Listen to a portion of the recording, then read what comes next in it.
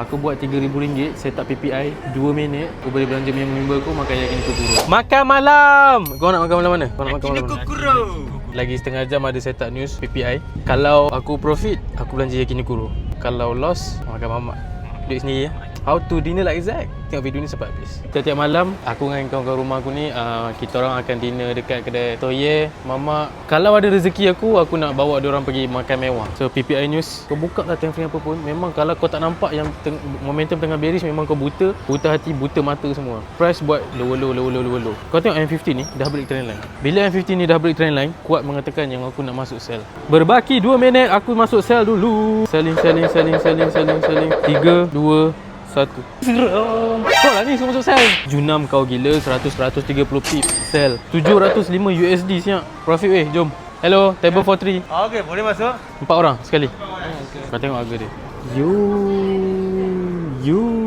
Aku ada harami segmen ni. Tahu sebab apa? RM75 kau dapat 200 gram. Keluar dengan girlfriend 3 kali. Keluar dengan skandal nombor 4 5 kali. Sebulan 8 kali, RM600 sebulan. News tadi profit RM705 USD. Ada dalam RM3,000. Aku buat RM3,000, set up PPI 2 minit. Aku boleh belanja member aku makan Yakiniku Kuro. Zabuton 200 gram ke?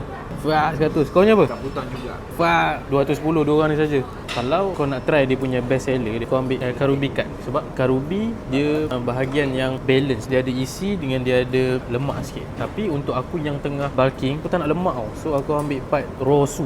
Isi dia lagi banyak daripada lemak. Lemak dia sikit je. Kau tengok Karubi. Lemak dia dengan ni dah macam negara Spain punya bendera lah. Begitulah how to dinner like that. Fight opinion aku. Sukiya lagi better daripada Yakiniku Kuro dan yang lain-lain. Kalau Sukiya dah kini aku boleh refill. Aku layankan ni pun sebab member aku teringin Yakiniku Kuro. Sukiya my favourite. Macam mana aku boleh entry setup news tadi, profit RM3,000, boleh belanja kawan-kawan makan, kali kat baju aku. Jepun apa? Itadakimasu. Habis dah. Alhamdulillah, thank you.